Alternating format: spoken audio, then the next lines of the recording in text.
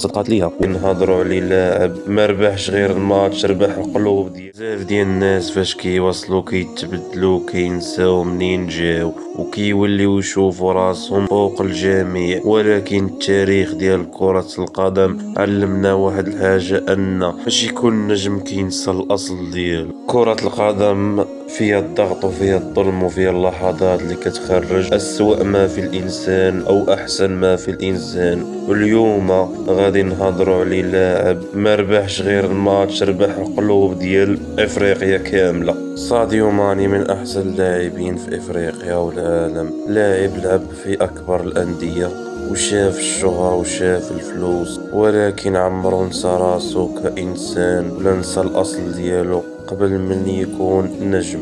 ماني جا من قرية بسيطة في السنغال، الفقر، المعاناة، ولكن حتى الأمل. ملي نجح ما هربش من الماضي ديالو، بل رجع وبنى مساجد، مدارس وعال عائلات.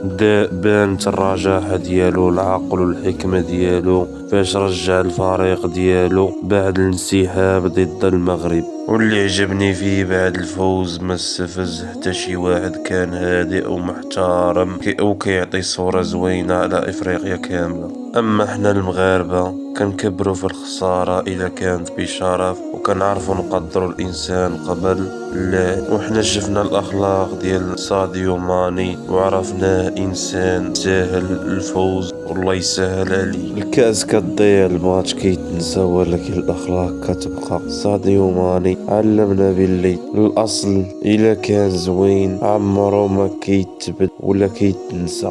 الإخوان، راه هاد السيدة راه غير دجالة، راه هاد التوقع ديالها غير صدق غير بالصدفة، راه غير توقع عام، راه ماشي أي حاجة كتقولها راها كتصدق. وهاد المرة صدقات ليها، وألف مرة ما صدقات ليهاش. عندكم